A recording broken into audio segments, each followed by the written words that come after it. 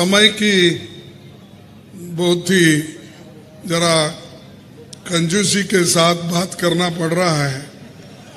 मैं तो वेट कर रहा था कि ये 8 बजे शुरू होने वाला है, तो मैं भागते भागते वाड़ी से निकल कर आया।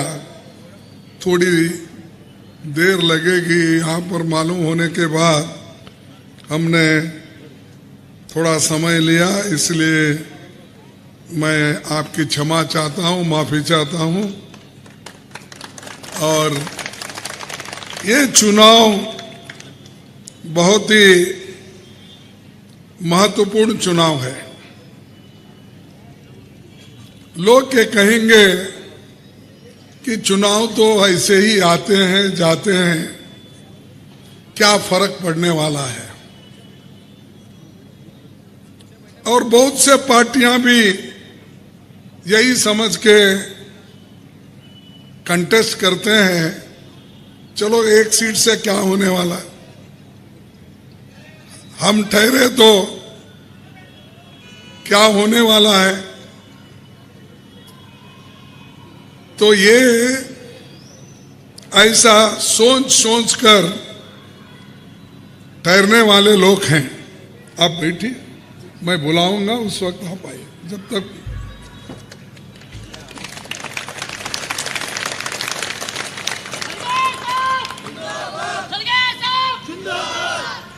तो ये सोचकर बहुत से लोग इलेक्शन में ठहरे। अरे भाई, ठहरे कैसा? आप कैसा हुकूमत बनाने वाले हो?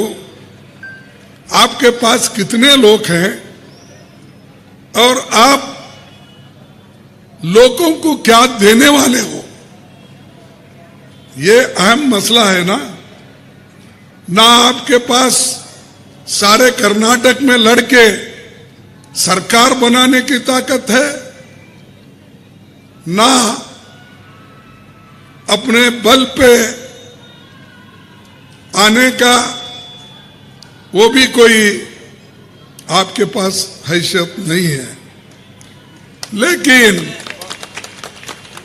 लेकिन आप किसी के बहकाव में आके अगर चुनाव लड़ते हैं तो उसका नुकसान सिर्फ आप अकेले को नहीं होता, पूरे मजहब के लोगों को होता है उसका नुकसान।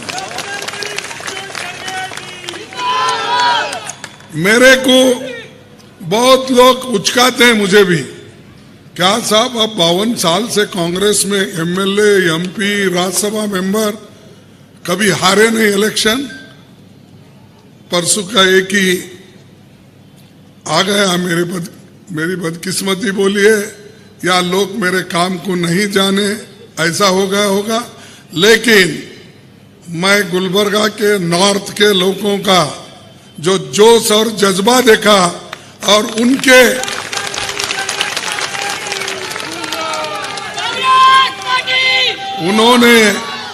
उन्होंने मजबूती से मेरे साथ ठहरा।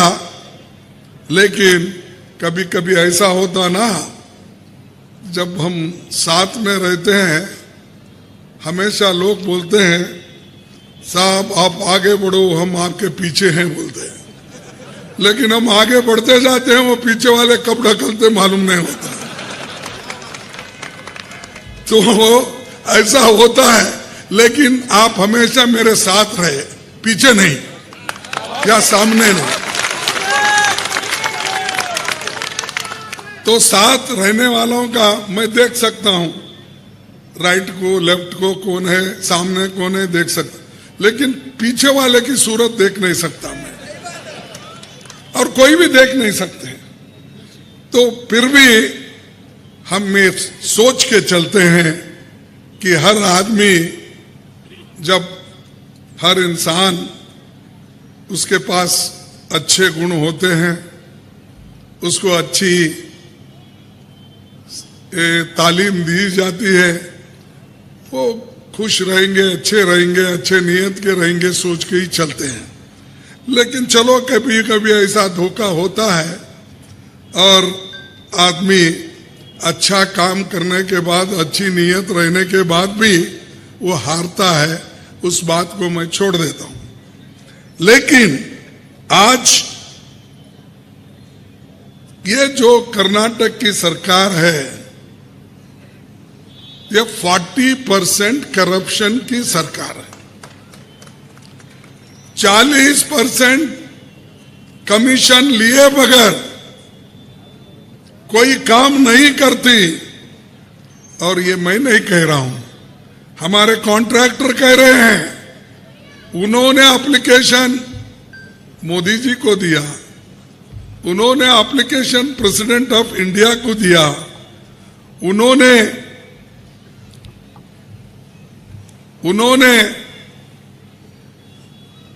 लोकायुक्त को दिया, गवर्नर को दिया, लेकिन मोदी साहब उसको नजरअंदाज किए। क्यों किए मुझे मालूम नहीं। उनका तो एक जुमला है, कौन सा? न खाऊंगा न खाने दूंगा। अरे भाई, खाने वाला तेरे बाजू में ही बैठा है। चीफ मिनिस्टर और उसकी टीम पूरे तुम्हारे आजू बाजू में है, फिर उसको खाने दे रहे हो और ऊपर से कहते हो मैं खाऊंगा न खाने दूंगा। आप वो खाऊंगा न खाने दूंगा तो ये जुमला बाहर बोल रहे लोगों को, लेकिन वो खा रहे हैं, तुम देख रहे हो। इसीलिए ये जुमला उन्होंने पहले कहा झूठ। और दूसरा एक बात है कि मोदी साहब हमेशा मैं सच कहता हूं, मैं अच्छी सरकार देता हूं। ये कांग्रेस ने क्या किया? 70 साल सबको लूटा।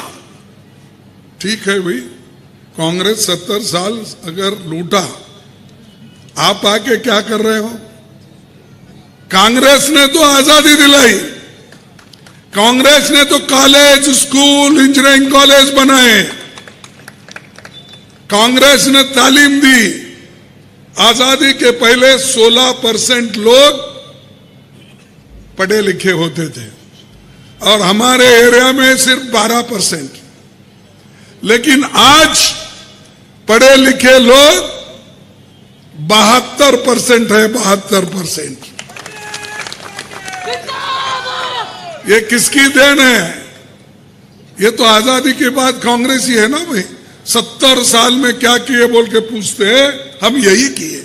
आपको पढ़ाया लिखाया, इंजीनियरिंग कॉलेज लाए, मेडिकल कॉलेज लाए, लाकर मोदी जी को भी पढ़ाए, शाह को भी पढ़ाए और उसी कॉलेज। क्योंकि ये आजादी के पहले तो पैदा नहीं हुए थे, ये तो आजादी के बाद में क्या है ना। फिर ये कौन से स्कूल में पढ़ते हैं? हम बनाए तो स्कूल में ही पढ़ना ना। तो ये बार बार हमको पूछते आप क्या करें, क्या करें? बर्बाद करें। अरे हम अगर बर्बाद करते, जमहूरियत को टिका नहीं सकते, या संविधान को, दस्तूर को, उसकी हिफाजत नहीं करते, मोदी साहब, शाह साहब, आप प्राइम मिनिस्टर और शाह जो होम मिनिस्टर बन ही नहीं सकते थे। आपने बना है, हमारे वजह से बना है, हमारे जमहूरियत के वजह से बना है, उसकी हिफाजत हमने की, हमारे दस्तूर के वजह से बना है। फिर भी हमको बोलते हैं क्या किया? अरे इनका दस्तूर तो ऐसा था कि पूछो मत। मैं और एक दिन बोलूंगा, ये चुनाव का है, थोड़ी सी बात को मेरे को नोटिस देते हैं, मेरे को धमकी देते हैं। ये बीजेपी के लोग मुझे मारना भी चाहते हैं, पूरे खानदान को साफ करना चाहते हैं। अरे करो भाई, हम तो मरने के लिए ही पैदा हो गए। क्या कोई आदमी 200 साल जीता है? कोई 150 साल जीता है? अरे उम्र ही हिंदुस्तान में जो है 70-72 साल की है। मैं तो अब बोनस में जी रहा हूं, 81 साल है मेरा 81 ईयर चल रहा है। और थोड़े दिन जीऊंगा। अगर आप लोग मरवाना चाहते हैं तो मरो, मैं डरूंगा नहीं।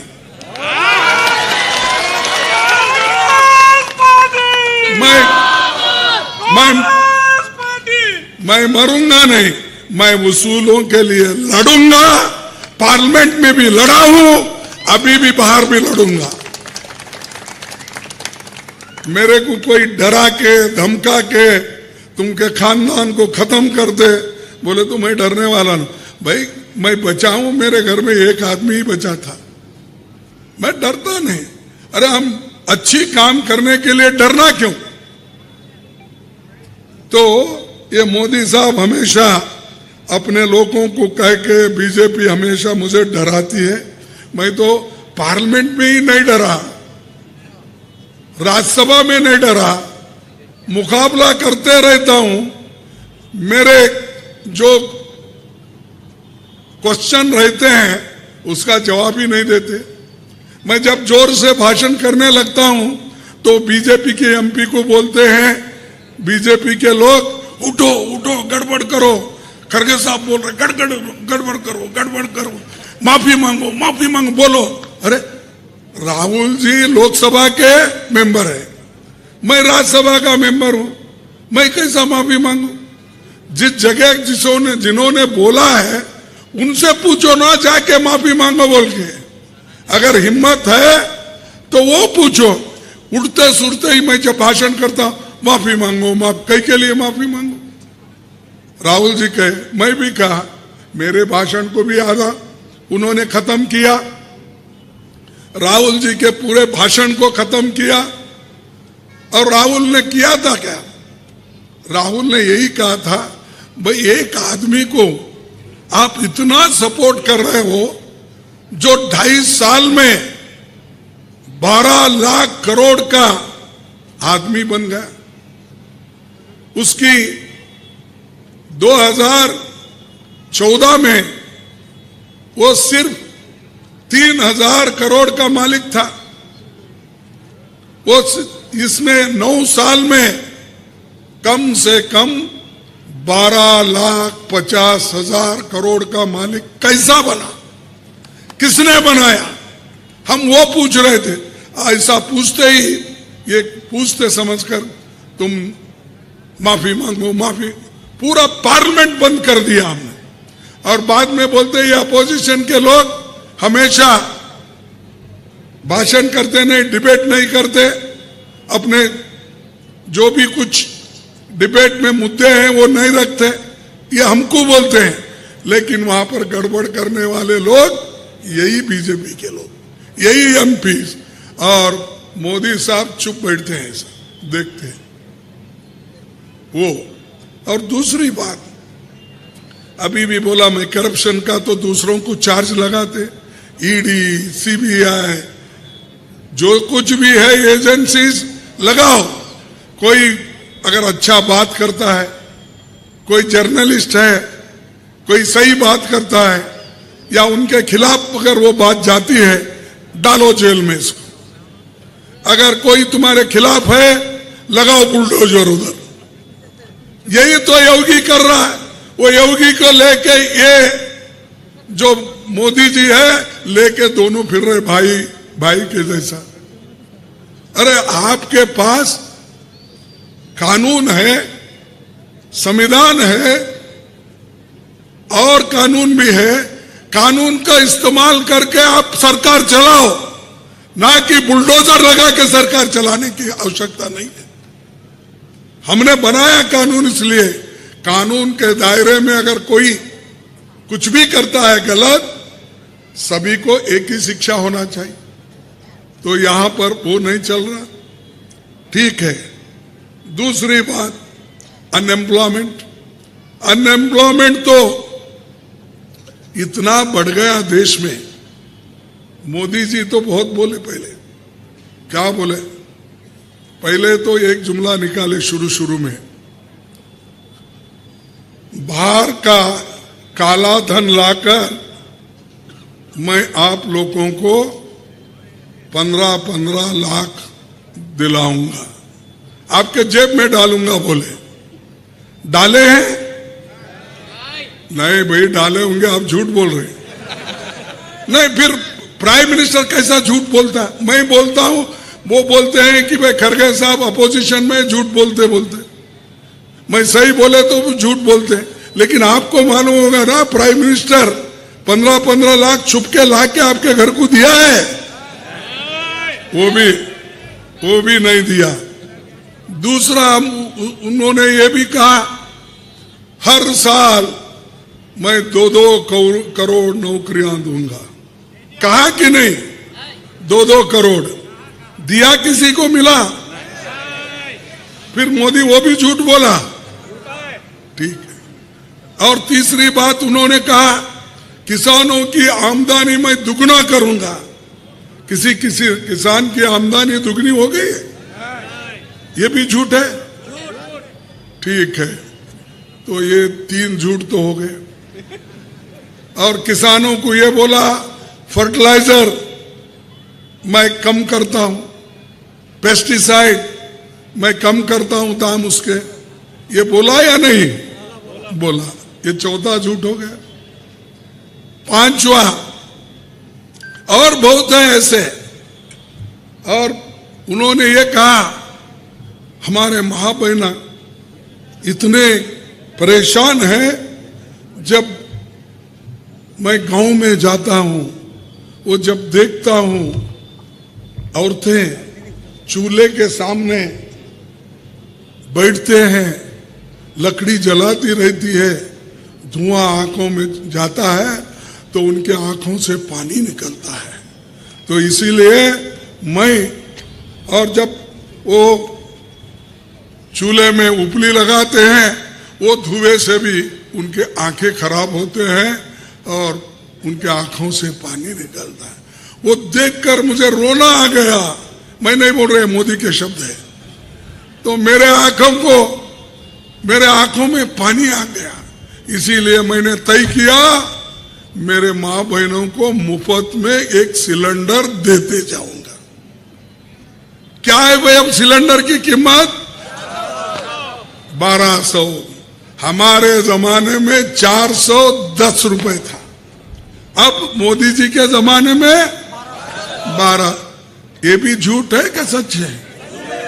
ये तो देखिए, हमारे महिलाओं को ऐसा ही बोला, नौजवान साथियों को बोला, किसानों को बोला, छोटे मोटे व्यापारियों को बोला, मैं मुद्रा योजना लाके बैंक से सबके कारोबार ठीक करने के लिए मैं ये नोटबंदी कर रहा हूं, और नोटबंदी के बाद उन सबको पैसा बैंक से कर्जा मिलेगा, वो लोग खुशहाली रहेंगे। कोविड में भी जो नुकसान हुआ वो भी हम भरपाई कर सकते, लोगों को काम मिलता है। ये किसने कहा? ये भी मोदी जी ने कहा। इतने झूठ बोलते गए, झूठ के ऊपर झूठ, झूठ के ऊपर झूठ। और हम कुछ कहते हैं कि मोदी साहब आप ऐसा क्यों बोल रहे हैं, तो वो कहते हैं कि हम बोल रहे हैं सच और आप बोल रहे हैं झूठ, हमको कहते हैं। लेकिन और एक बात मैं आपको बताना चाहता हूं, उनके जितने भी वायदे थे उन्होंने नहीं किया। हमारी सरकार जब थी उस वक्त भी हमने वायदे निभाने की पूरी कोशिश की। हमने छोटे मोटे लोगों को, गरीबों के लिए, माइनॉरिटीज के लिए 4% रिजर्वेशन रखे थे, वो भी निकाल दिया इसके सरकार ने, बम्बई के सरकार ने। क्यों भाई? अरे वो तो 20 साल से चल रहा था, ऐसी कौन सी आपके ऊपर आपत आ पड़ी? वो 4% माइनॉरिटी का भी आप निकाल देते। अगर मेरी सरकार आएगी वो 4% बराबर हम दिला के देंगे।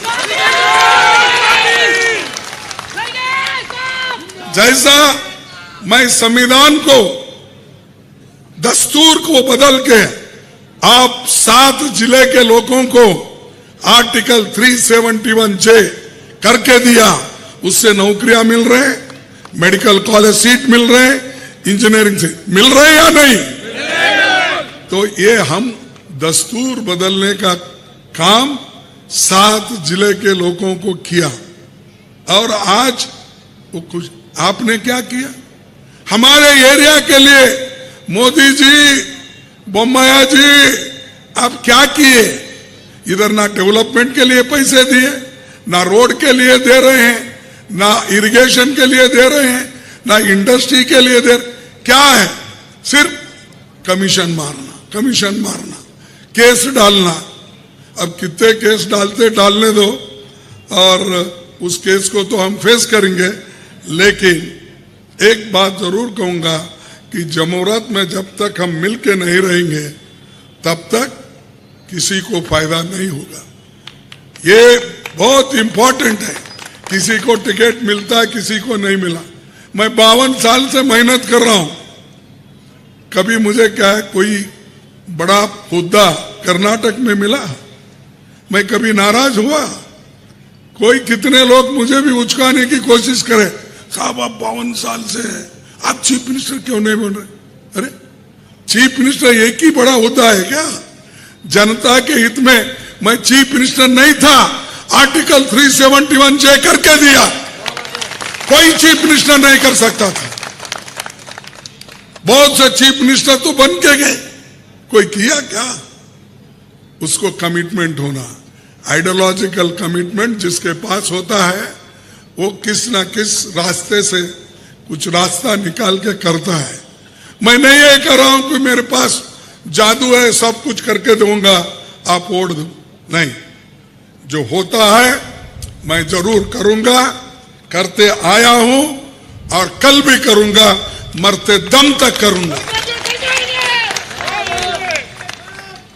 और अब समय भी समाप्त होने आ रहा है, फिर भी मैं एक चंद बातें बोलूंगा। क्या है कि पार्लियामेंट में मैं भाषण कर रहा था, तो भाषण के वक्त मैं एक शायरी पढ़ा। शायरी पढ़ने के बाद मेरे को एक नोटिस दिया चेयरमैन साहब, वो बोले, और वो पूरा निकाल दिया, मेरा भाषण ही निकाल दिया। अरे मैं बोला कि शायर की शायरी है, मेरी नहीं है, तुम मेरे भाषण को क्यों खत्म कर रहे हो? अगर उसमें कोई लफ्ज मैं गलत इस्तेमाल किया हूं या कोई लफ्ज आपके खिलाफ बोला हूं, निकालो, लेकिन जो लफ्ज शायर ने लिखा है वो भी निकाल रहे आप। तो वो शायरी ये थी, नजर नहीं है नजारों की बात करते हैं, नजर नहीं है नजारों की बात करते हैं, जमीन पे चांद सितारों की बात करते हैं।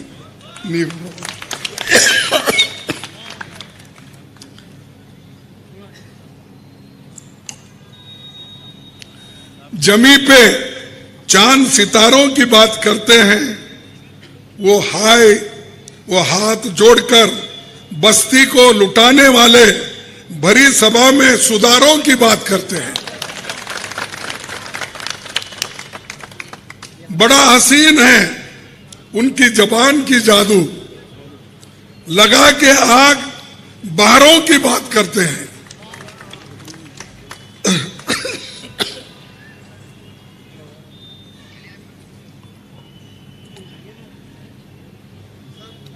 मिली कमान तो अटकी नजर खजाने पर, मिली कमान तो अटकी नजर खजाने पे 40%। नदी सुखा के किनारों की बात करते हैं, वही गरीब बनाते हैं आम लोगों को, वही गरीब बनाते हैं आम लोगों को, वही नसीब के मारे की बात करते हैं, वही नसीब की मारे की बात करते हैं। इसमें बोलो उनके खिलाफ क्या है भी? ये नजर मैंने पढ़ा, इसको पूरा निकाल दिया उन्होंने पार्लियामेंट से कि उनको क्या नुकसान है इससे। ये ऐसे यानी सच बात रखने के लिए भी ये लोग हमको मौका नहीं देते, लेकिन हम लड़ते रहेंगे आखिरी दम तक। जब तक सांस है हम पूरे हमारे जो भी आइडियोलॉजी है उस आइडियोलॉजी पे हम करते रहे। तो इसलिए मैं दोस्तों और माँ बहनों और दूर दूर सुनने वाले मेरे माता और बहनों को भी ये कहना चाहता हूं कि आप खनीज फातिमा जी को चुन के लाओ और हम पूरा पार्लियामेंट में, असेंबली में, जब हमारी यहाँ पर स्टेट में सरकार आएगी, हम पूरा काम करने का मौका मिलेगा और वो करके हम बताएंगे। इसीलिए आप सभी लोग उनको वोट देना चाहिए।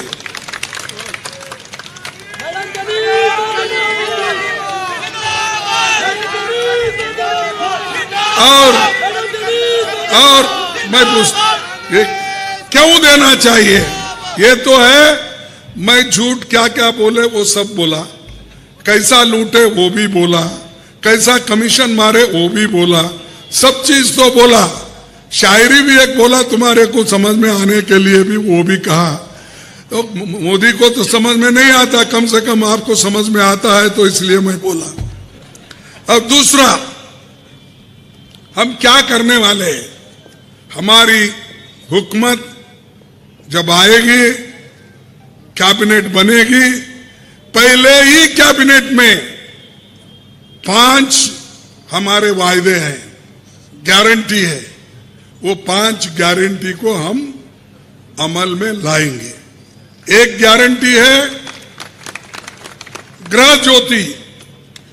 गृह ज्योति 200 यूनिट जो भी जलाते हैं उनको फ्री, कोई बिल भरने का नहीं है। दूसरा, गृह लक्ष्मी, जो हमारे माताएं हैं, जिस घर में उनका घर देखते हैं, उनके नाम से उनके अकाउंट में 2000 रुपए हर घर को हम देंगे। ये वायदा हमारा है। तीसरा, अन्न भाग्य। अब ये बोम्मैया की सरकार बीजेपी की आके 7 को 5 कर दिए। अरे हम तो 5 का 7 कर रहे थे ना, 7 का 5 कर दिया। हम 10 केजी फ्री राइस देंगे और ये हमारा वायदा है। युवा निधि, हर ग्रेजुएट को जिसको एम्प्लॉयमेंट नहीं, वैसे डिप्लोमा होल्डर और वैसे ग्रेजुएट को महीना 3000 रुपए 2 साल तक देते रहेंगे और डिप्लोमा होल्डर को 1500 रुपए देंगे। तो ये हमारा चौथा वायदा है। 5वां वायदा ये वो है, बस में हमारे माँ बहनों, हमारे बच्चियां कभी स्कूल जाते, कॉलेज जाते, हॉस्पिटल को जाने वाले लोग रहते, उनके पास रोज रोज का पैसा नहीं रहता है। इसीलिए हमने तय किया हमारे माताओं को, बहनों को फ्री बस पास। पूरे कर्नाटक में हमारे माँ बहनों को फ्री पास। कम से कम इससे हमारे माँ बहनों को ये फायदा होगा। कम से कम उन्होंने तो तालियां बजाने दो, कम से कम हमारे पास। और वो जो 2000 रुपए देने वाले हैं, आप इनको मत दीजिए, इधर वालों को, नहीं तो मुश्किल में पड़ जाएंगे। तो ये हमारे 5 वायदे हैं। हम 5 वायदे निभाएंगे और करेंगे। इस पे मोदी साहब हमेशा बोलते हैं, कैसा क्या गारंटी है? ना उसमें गारंटी है ना वारंटी है बोलते। अरे भाई, यही बात आप बोले थे पार्लियामेंट में जब हम फूड सिक्योरिटी एक्ट लाए थे, जब सोनिया गांधी ने, मनमोहन सिंह जी ने गरीबों के लिए अनाज देने की जब बात की, 2-3 रुपए में 1 केजी, उस वक्त भी आपने यही लोग अपोज करे। ये कैसा होता है, कहां से बजट लाते? हम तो दिया ना, देने के बाद हर राज्य में कोई 2 रुपए, कोई 1 रुपए, कोई फ्री करने लगा। तो हम करे हैं, दिखाए हैं, लोगों को खिलाए हैं, पेट भर के खाना खाए हैं। जब उनको फिर कम गिराया, आपने उसको फिर निकाला, हम उसको फिर मजबूती के साथ 10 केजी लाने का काम हम कर रहे हैं। इसके वाला हमें ये तो बहुत बातें करते हैं कि चुनाव में मैं अहमदाबाद गया था, गुजरात का चुनाव हो रहा था, तो मेरे भी कैंडिडेट थे, तो मैं इधर उधर घूम रहा था। तो मोदी साहब भी जरा मास्टर है ना फिरने में, घूमने में, तो उन्होंने भी जैसा अपने अप्पा का तालाब यहाँ है ना, वैसा वहाँ अहमदाबाद में एक बीच तालाब है, उसके आजू बाजू में ये रोड शो निकाले, ऐसा ऐसा ऐसा करके। रोड शो कहाँ चौक आती है वहां ठहरना और भाषण करना। भाइयों बहनों, मैं इस भूमि का पुत्र हूं, मैं गुजराती हूं, गुजरात का पुत्र हूं, इसीलिए मुझे आप चुनना चाहिए, नहीं तो मेरी दिल्ली में बेइज्जती होती, क्योंकि गुजरात अगर हारता तो। ये उन्होंने कहा। अब वो बोले गुजरात का पुत्र है, वहां का भूमि पुत्र है, तो मैं क्या कर्नाटक का पुत्र नहीं, भूमि पुत्र? अरे जो हक तुम्हारे को है कहने का, मुझे भी वही है।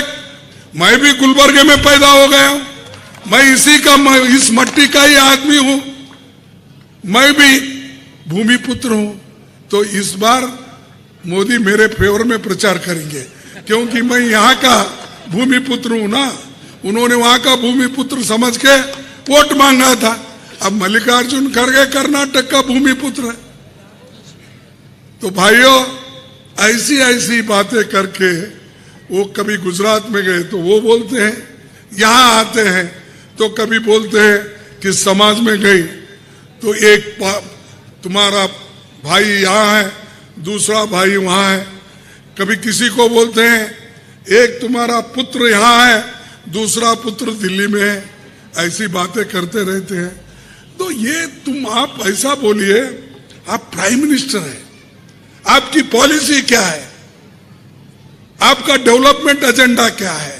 हमारे गुलबर्गे के लिए, हमारे कर्नाटक के लिए आपने कितने पैसे दिए, कितने कारखाने लाए, कितना इन्वेस्टमेंट लाए, कितने लोगों को एम्प्लॉयमेंट दिए, ये बोलो ना। करोड़ों लोग बच्चे आज बेकार हैं और पूरे हिंदुस्तान में 30 लाख वैकेंसीज है, 30 लाख। वो मोदी साहब नहीं भर रहे। 2-2 करोड़ की तो छोड़ो, कम से कम 30 लाख सरकारी नौकरी तो भरो ना। और यहां कर्नाटक में 2,60,000 नौकरियां हैं। फिर बोम्मई साहब को बोलो नौकरी भर्ती करो। हमारे 2,60,000 बच्चों को नौकरी मिलती है, अच्छी नौकरी मिलती है, अश्योर्ड जॉब मिलता है, वो क्यों नहीं कर रहे? नए देने का छोड़ो, है सो नौकरी भी ये लोग निकाल ले रहे।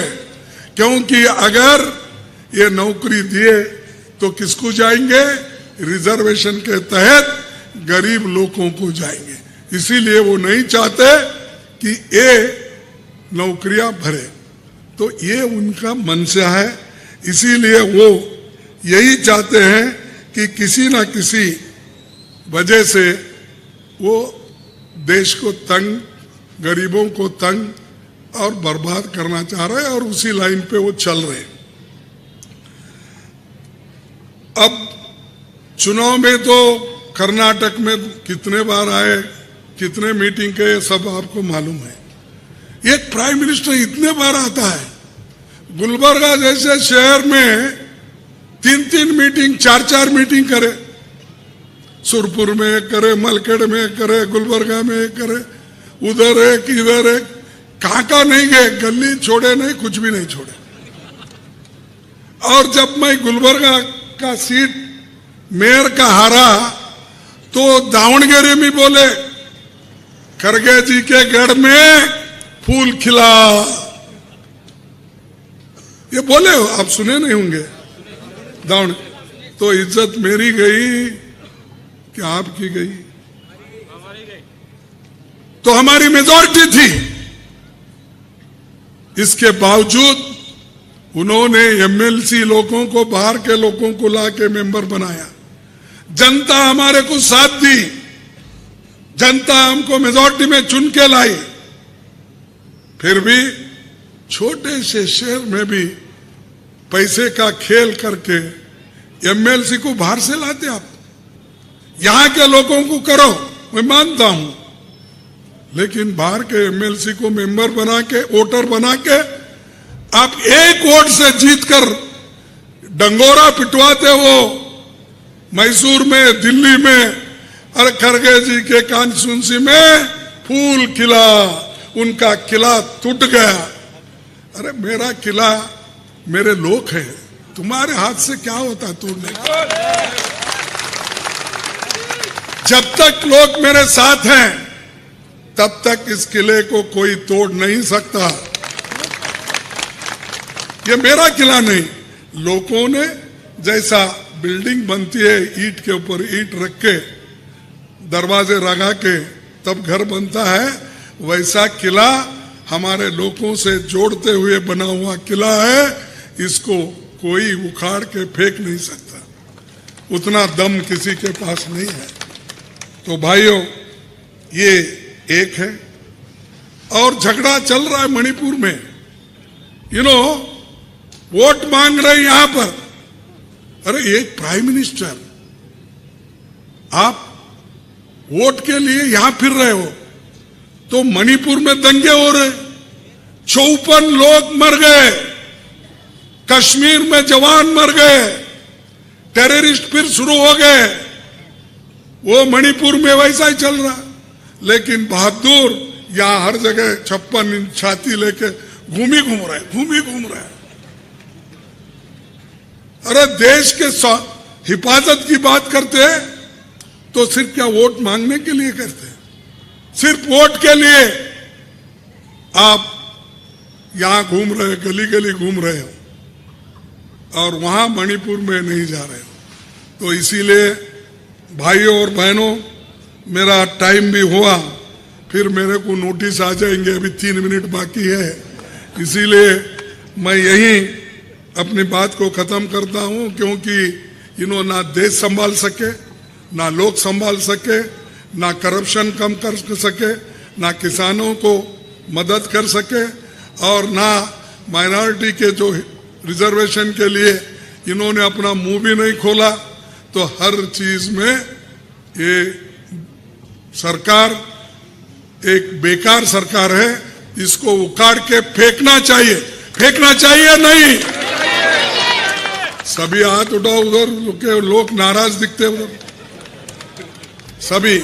तो ये काम 10 तारीख को आप करना है, सुबह उठते ही लाइन लगाना है, और खनीज फातिमा जी को जिताकर आप बेंगलोर भेजना है, और हमारे एमएलए भारी बहुमत से उनको चुन के लाइए। थोड़े से कोई भी डिफरेंसेस हो सकते हैं, हमारे लोग तो थोड़ा नाराज जल्दी होते हैं ना, ये मुश्किल रहता है हमारा। लेकिन मोदी तो अपनी चाल चल रहा है, किसी को इंडिपेंडेंट ठहरा करा, किसी को मदद कर रहा, कई जगह दूसरे पार्टियों से दोस्ती करा, ये तो कर रहा है, और हमको खूब। तो इसलिए आखिरी एक बात कह के मैं अपने भाषण को समाप्त करता हूं। मोदी जी, खूब करो कोशिश हमको मिट्टी में दबाने की। मोदी जी, आप खूब करो कोशिश हमको मिट्टी में दबाने की। हम बीज है, बार बार उगते रहते हैं। क्या बात।